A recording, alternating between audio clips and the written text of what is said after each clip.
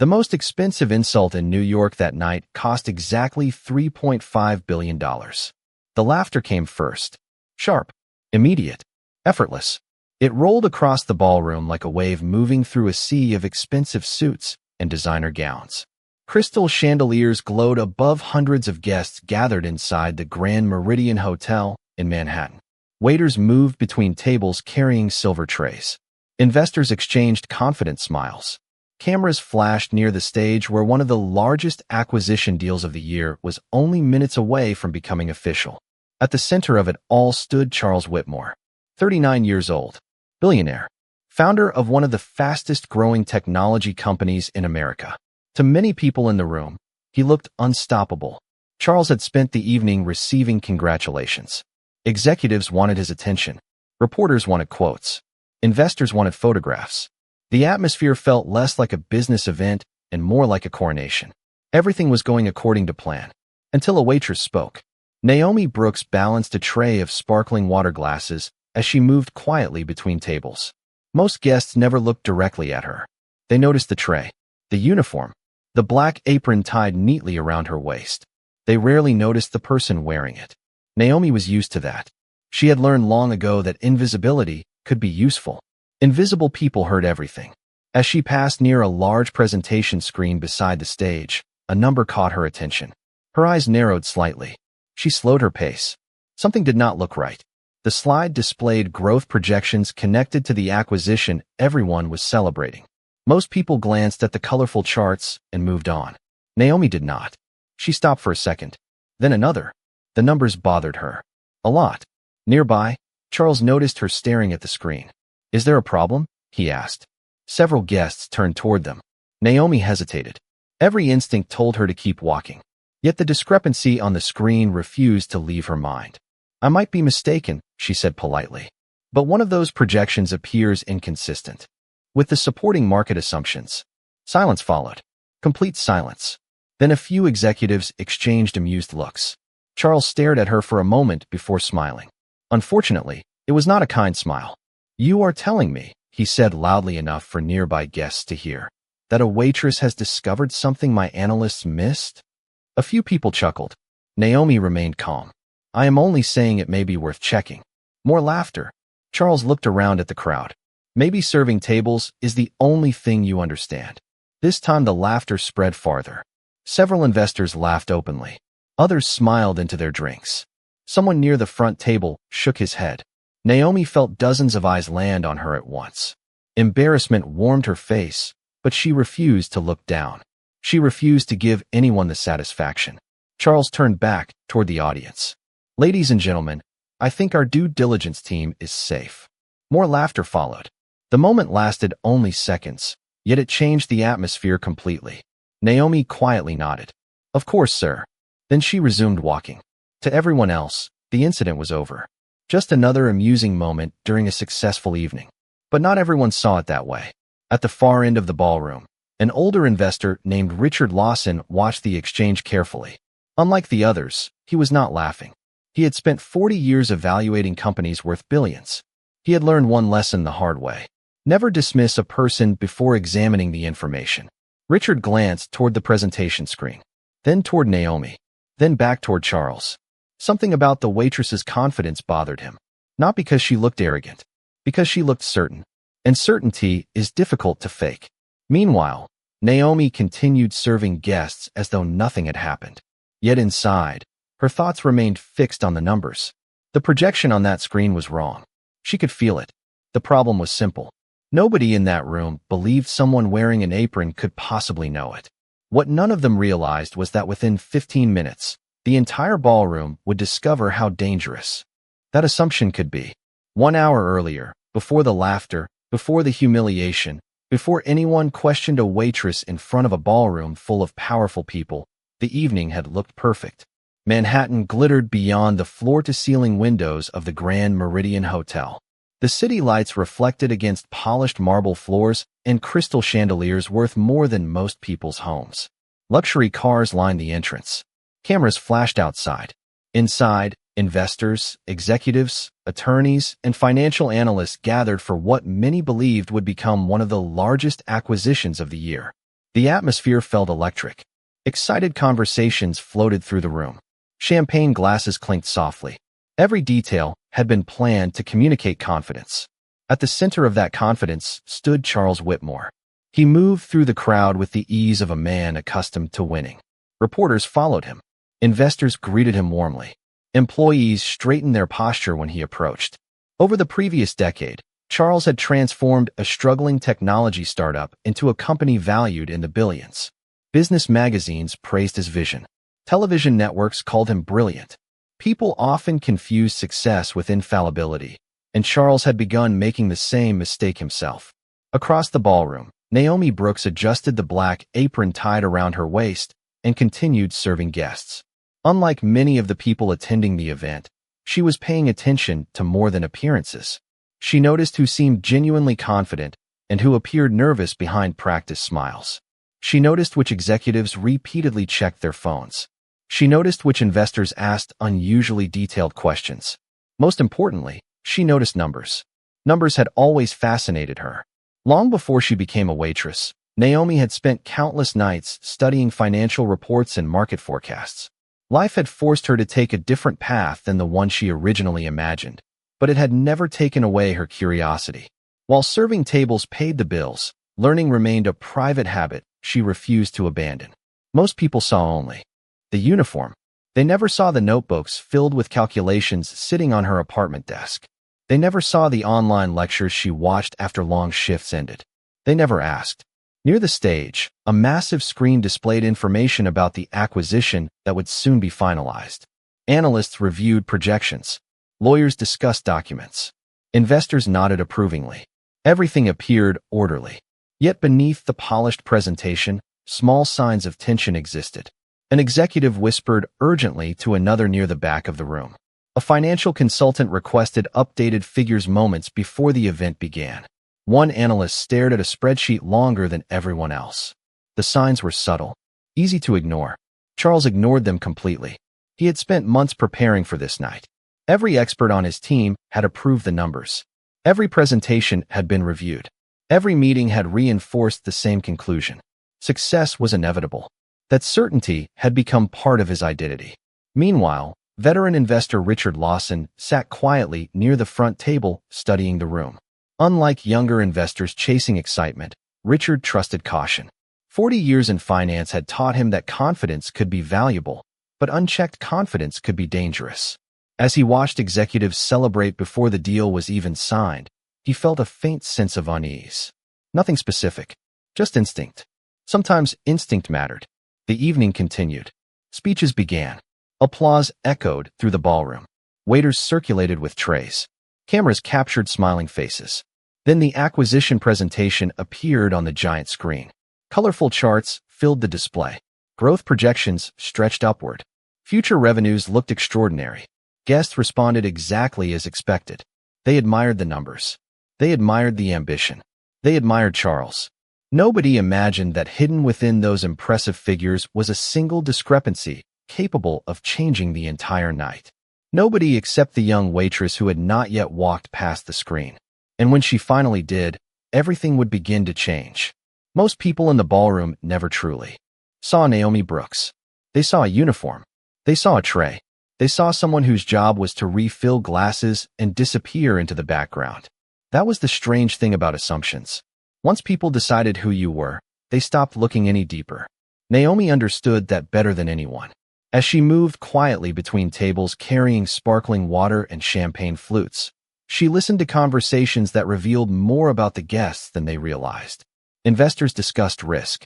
Executives discussed prestige. Reporters discussed headlines. Everyone seemed fascinated by success. Few seemed interested in how success was built. Naomi glanced again toward the massive presentation screen. The numbers remained on display. Bright, confident, convincing. Yet the discrepancy continued bothering her. She had seen enough financial models to recognize when projections were supported by realistic assumptions and when they were not. Years earlier, before life forced her onto a different path, Naomi had studied finance at a respected university. A scholarship had helped her get there. Hard work had kept her there. For a while, her future appeared clear. Then her mother became seriously ill. Medical bills grew. Responsibilities multiplied. Naomi left school before graduation and began working full-time. She never blamed anyone. Life happened, but she never stopped learning. Every night after work, she continued reading market reports, earnings statements, and investment analyses. Knowledge became a habit nobody could take away from her. The guests surrounding her had no idea. Why would they? To them, she was simply part of the hotel staff. Near the front of the ballroom, Charles Whitmore continued receiving praise. The acquisition presentation was entering its most important phase. A senior executive highlighted projected revenues. Another explained future expansion opportunities. Investors nodded approvingly. Several took notes. Cameras flashed. Everything appeared impressive. Naomi wished she could convince herself she had imagined the inconsistency. Unfortunately, the more she examined it, the more concerned she became. She set down a tray and briefly studied the screen. Again, there it was. The projected growth rate used in one section did not align with the market saturation assumptions presented elsewhere. The discrepancy was not obvious. Most people would never notice it. Yet if the underlying valuation depended on those figures, the consequences could be enormous. Naomi looked away. This was not her deal, not her company, not her responsibility. Still, the thought lingered. What if nobody else had noticed? Across the room, veteran investor Richard Lawson continued watching both the presentation and the people reacting to it. Unlike many attendees, Richard cared less about confidence and more about accuracy. He had survived enough market cycles to know that enthusiasm could hide mistakes. As the presentation advanced, he noticed something unusual.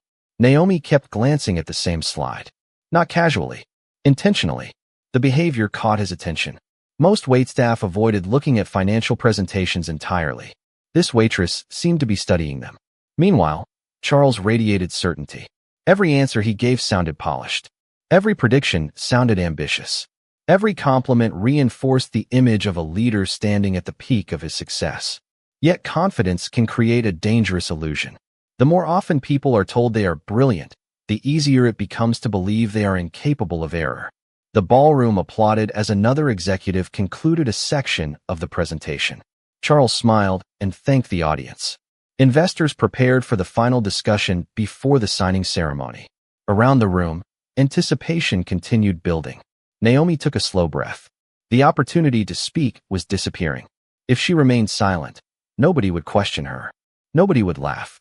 Nobody would notice her at all. Yet if the numbers were truly wrong, silence carried its own cost. She looked once more toward the glowing screen, then toward the executives celebrating near the stage, then toward the investors preparing to commit billions of dollars. A decision was approaching, and whether anyone realized it or not, the future of the entire evening was about to depend on a woman most people had already dismissed. Charles Whitmore had spent most of his life being the smartest person in the room. At least that was what people constantly told him. Investors praised his instincts. Journalists celebrated his vision. Employees repeated stories about impossible decisions he had somehow turned into success. After hearing those stories long enough, it became easy to believe them. Confidence had helped Charles build an empire. Unfortunately, confidence left unchecked often transformed into something else. As the acquisition presentation continued, Charles stood near the stage beneath the bright lights and accepted another round of applause. The audience responded enthusiastically. Several investors smiled. Executives exchanged relieved looks. Everything appeared to be moving exactly as planned. To Charles, the evening represented the culmination of years of work. The acquisition would expand his company's reach into new markets, increase shareholder value, and secure his position as one of the most influential business leaders in the country. Failure felt impossible. That certainty showed in every movement. He spoke without hesitation. He answered questions before others finished asking them. He projected complete control. Yet control can be deceptive. Across the ballroom, Naomi continued serving guests while quietly observing the presentation. The discrepancy on the screen remained unresolved in her mind. Every new slide seemed to build upon the same questionable assumption. The deeper the presentation went, the larger the potential consequences appeared. She wished she could dismiss her concerns. Instead, they became stronger. Near the front table, Richard Lawson raised a hand and asked a question about long-term growth projections. The executive presenting the numbers answered smoothly. The audience appeared satisfied. Charles smiled confidently. Yet Richard noticed something interesting. While everyone else accepted the explanation immediately, Naomi's expression tightened slightly. She was not impressed. She was calculating. Richard had spent decades reading people. That reaction caught his attention. Meanwhile, Charles moved effortlessly through another series of questions. The crowd admired him. Why would they not? He looked successful, sounded successful. Everything about him projected certainty. But certainty can create blind spots. The more Charles spoke, the less willing anyone seemed to challenge him. Employees nodded. Consultants agreed. Even experienced analysts appeared reluctant to push back. The room had developed a dangerous habit. It trusted Charles more than it trusted verification. At a nearby table, two younger investors discussed the acquisition excitedly. One called it a guaranteed success. The other predicted massive returns within 3 years. Neither questioned the assumptions behind the projections. They only repeated what they had already heard from others. Naomi listened as she refilled their glasses. The conversation made her uneasy. Financial markets did not reward confidence. They rewarded accuracy. As another slide appeared on the giant screen, Naomi spotted the same inconsistency again. This time she could identify exactly where the problem originated. A projected expansion rate had been carried forward into multiple valuation calculations despite conflicting market penetration data elsewhere in the presentation. The numbers looked impressive because they depended upon assumptions that could not realistically exist together. Her heart began beating faster. She knew she was right. The realization should have felt satisfying. Instead, it felt terrifying. Speaking up could cost her the job. Remaining silent could cost investors billions. Across the ballroom, Charles accepted congratulations before the deal had even been finalized. Several executives laughed at his jokes. Reporters prepared headlines. The atmosphere felt increasingly celebratory. Yet beneath the polished surface, the foundation supporting that celebration contained a flaw nobody seemed willing to examine. Nobody except Naomi. She glanced toward the stage again, then toward Richard Lawson. To her surprise, the veteran investor was already looking back at her. Their eyes met briefly. Richard did not smile. He did not laugh. He simply seemed curious, as if he suspected there was more to the story than anyone else realized. And for the first time all evening, Naomi began to wonder whether someone might actually be willing to listen. Naomi tried to focus on her work. She really did. She carried trays, cleared glasses, smiled politely when guests thanked her. Yet every few minutes her attention drifted back toward the giant presentation screen glowing above the ballroom. The numbers refused to leave her alone. Most mistakes in financial presentations were harmless. A misplaced decimal, an outdated chart, a formatting error. This felt different. This felt structural. The valuations supporting the acquisition depended on assumptions that contradicted one another. If the projections were wrong, the consequences would not be measured in thousands or even millions. They would be measured in billions. Across the room, Charles Whitmore continued shaking hands and accepting congratulations. Several journalists were already preparing stories celebrating the acquisition. Investors appeared increasingly enthusiastic. The closer the evening moved toward the signing ceremony, the harder it became for Naomi to remain silent. She glanced toward the stage once more. The same slide appeared again during a discussion about future expansion. This time she noticed something even more troubling. A revised growth projection had been inserted into the presentation shortly before the event. The number looked impressive. Too impressive. It increased projected revenue substantially while relying on market conditions that no longer existed according to publicly available industry data. Naomi felt her stomach tighten. Now she understood why the valuation seemed inflated. Somewhere in the process, someone had either overlooked a critical update or relied on outdated assumptions. Either way, the result was the same. The acquisition was being evaluated using projections that did not align with reality. Nearby, Richard Lawson continued observing the room. Years of experience had taught him that important truths often revealed themselves through small reactions. The executives looked relaxed. The consultants looked confident. Charles looked victorious. Naomi looked concerned. Of all the expressions in the ballroom, hers was the one that interested him most. Richard rose from his table and slowly approached a nearby refreshment station where Naomi was arranging glasses. He spoke quietly. "You have been studying those numbers all evening." Naomi looked surprised. I am sorry, sir. Richard smiled slightly. That was not a criticism. Naomi hesitated. She did not know who he was at first. Then she recognized him. Richard Lawson was one of the most respected investors in the country. You think something is wrong, Richard said. Naomi glanced around carefully. I might be mistaken. Richard nodded. That is not what I asked. For several seconds, Naomi remained silent. Then she lowered her voice. The projected expansion rate appears inconsistent with the market saturation assumptions used elsewhere in the valuation model. Richard's expression changed immediately, not because he fully agreed, because the observation was specific, detailed, intelligent. Interesting, he said quietly. Naomi immediately looked uncomfortable. I am not claiming certainty. Of course not, Richard replied. But you have a reason for your concern. Before Naomi could answer, applause erupted near the stage. The final segment of the presentation was beginning. Richard thanked her and returned to his seat. Naomi watched him leave, unsure whether she had helped or made a terrible mistake. Meanwhile, Charles stepped to the microphone. The ballroom grew silent. Behind him, enormous screens displayed projections, forecasts, and acquisition details. Everything appeared flawless. Investors leaned forward. Cameras focused on the stage.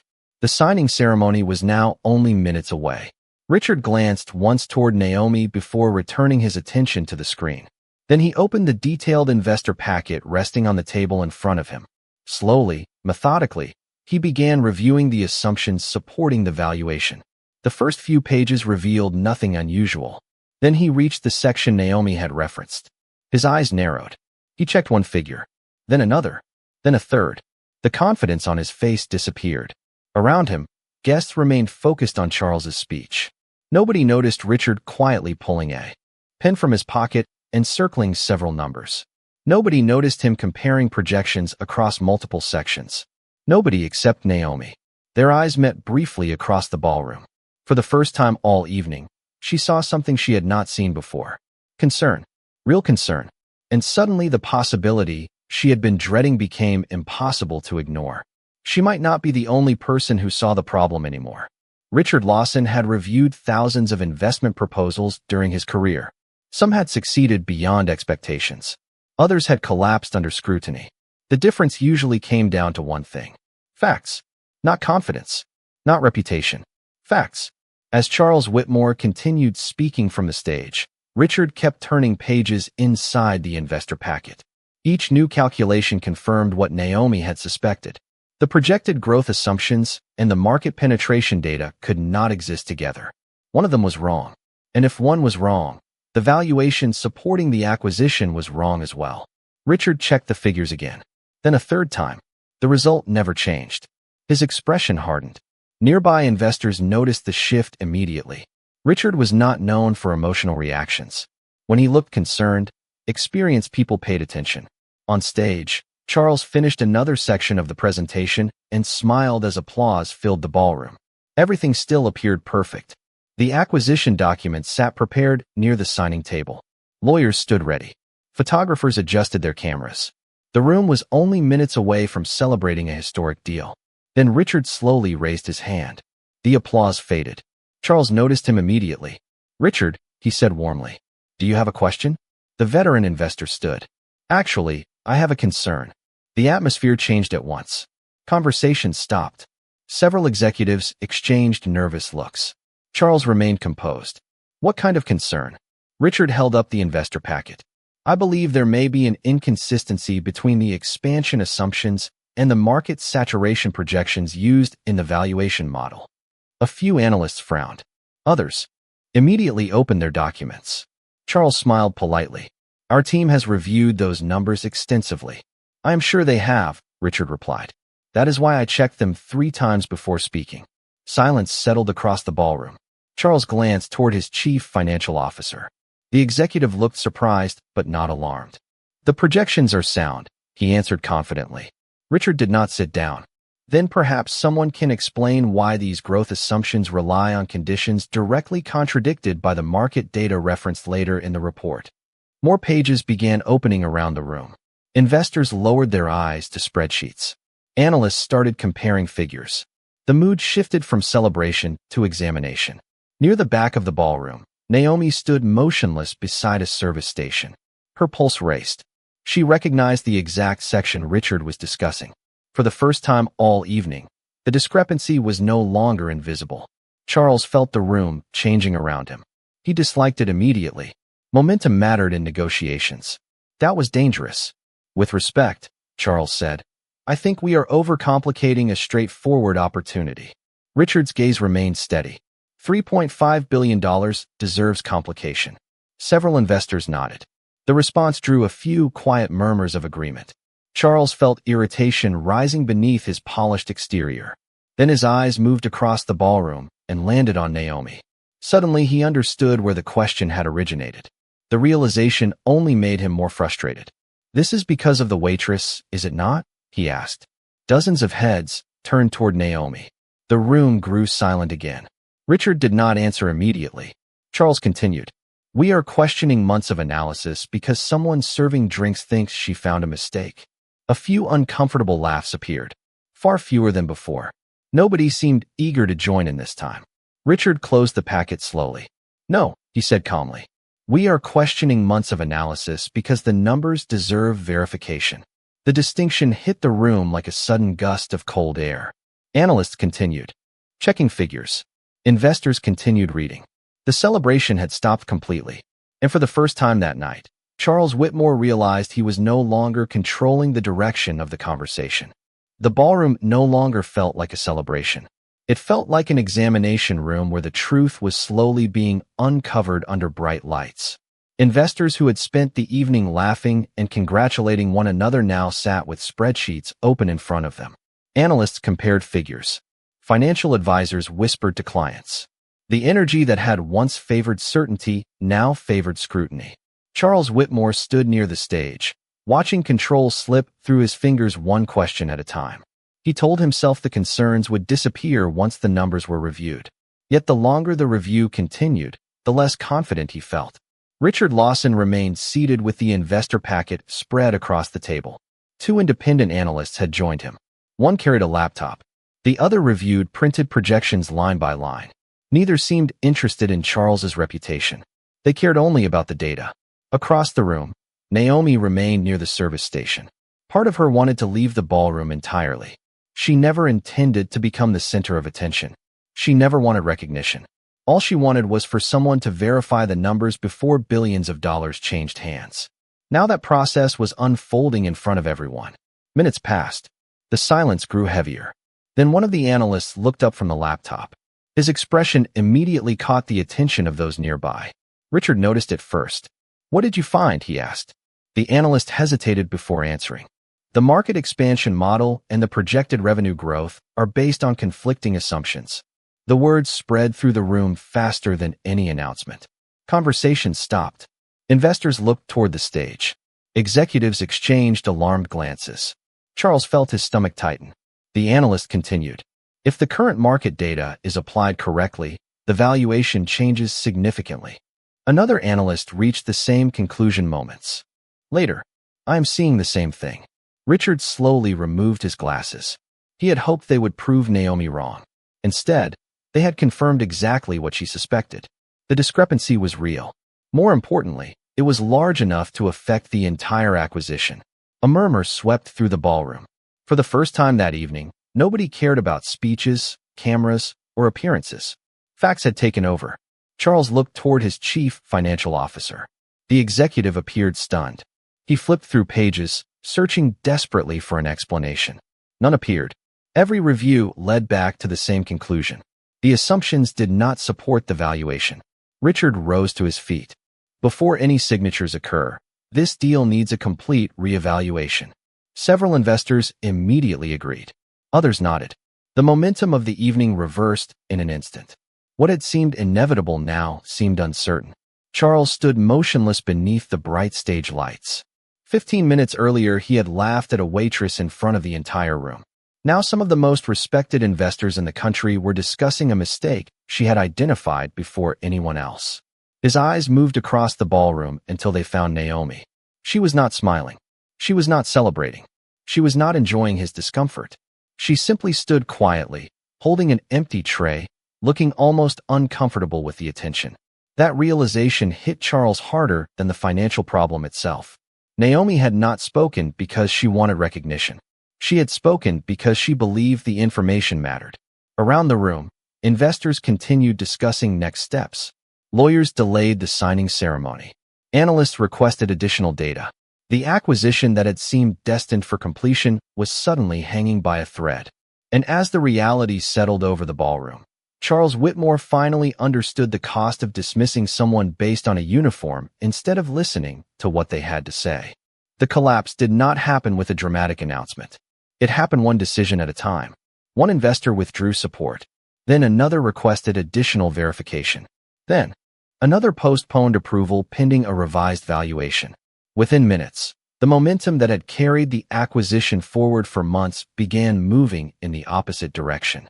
The ballroom watched it unfold in real time. Charles Whitmore remained near the stage, but the confidence that had defined him all evening was gone. Around him, advisors spoke in hushed voices. Attorneys reviewed documents that no longer seemed ready for signatures. Executives who had been celebrating earlier now looked worried. The atmosphere felt completely different. Not because people suddenly disliked Charles. Because numbers did not care about reputation. Facts did not care about status.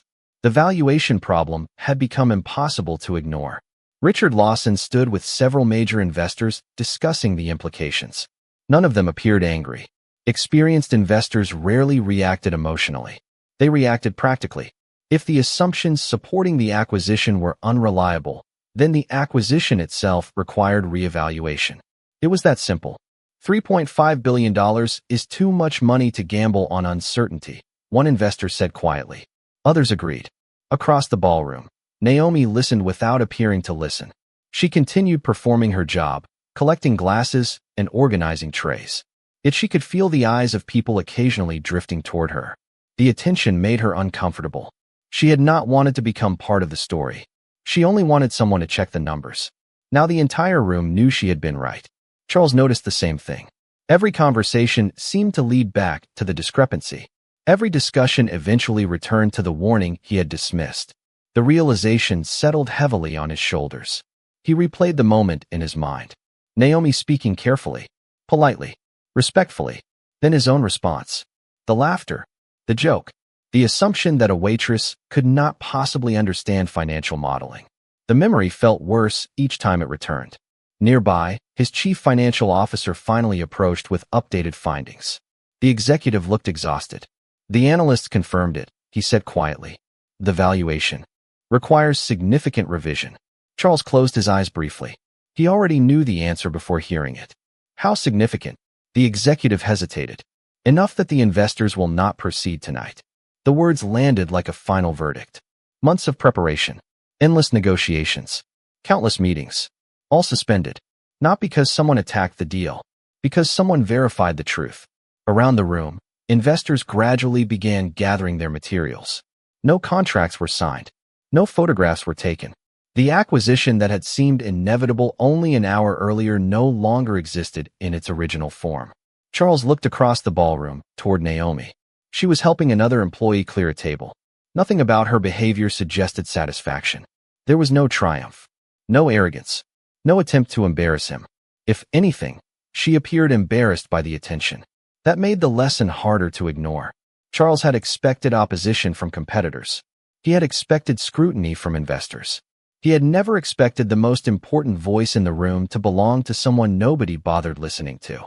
Richard Lawson approached before leaving. For what it is worth, he said calmly, finding the truth tonight may have saved everyone a much larger problem later. Charles nodded slowly. He understood. The acquisition was gone. At least for now. $3.5 billion had vanished from the evening's agenda. Yet the greatest loss was not financial. It was realizing that his own arrogance had prevented him from hearing the truth when it was first offered. And standing beneath the fading lights of the ballroom, Charles Whitmore finally began to understand that intelligence does not announce itself with titles, wealth, or status. Sometimes it arrives carrying a serving tray. The ballroom was nearly empty by the time the evening finally ended. The giant presentation screens had gone dark. The photographers were gone. Most of the investors had already left for waiting cars and late-night flights.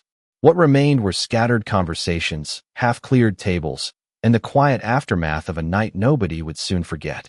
Outside the floor-to-ceiling windows, Manhattan shimmered beneath a sea of lights. Inside, the atmosphere felt strangely peaceful. The tension that had dominated the evening had disappeared. In its place remained reflection. Naomi Brooks gathered empty glasses from a table near the back of the room. The work was familiar, simple, grounding.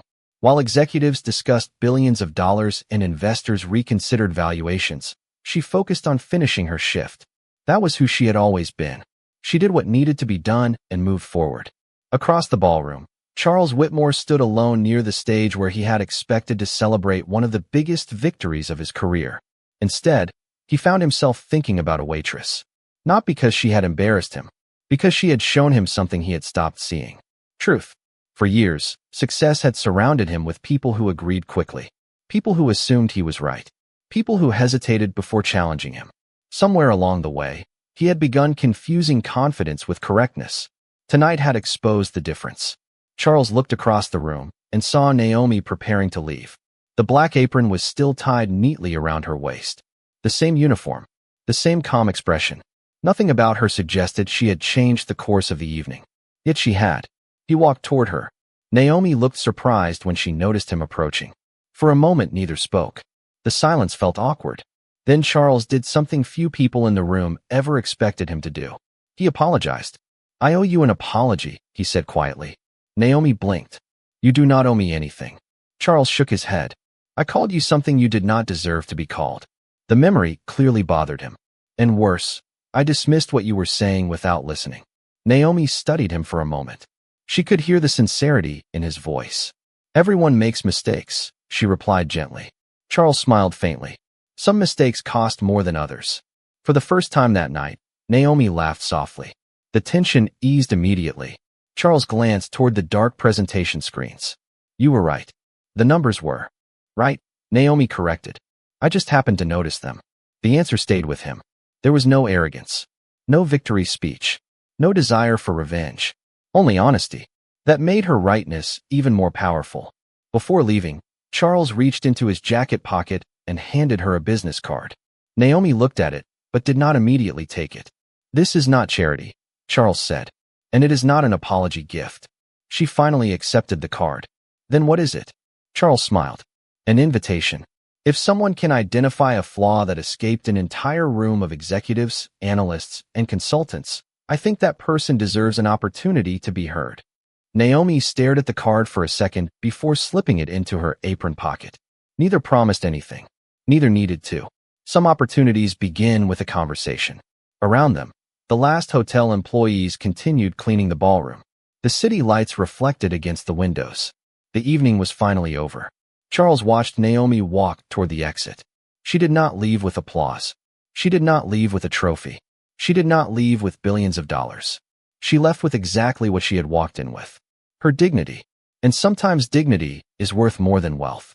As the doors closed behind her, Charles looked out across the empty ballroom and reflected on the most expensive lesson of his life. He had entered the evening believing the most valuable people in the room were the ones standing on the stage. He left knowing that wisdom often stands quietly in the background, waiting for someone willing enough to listen.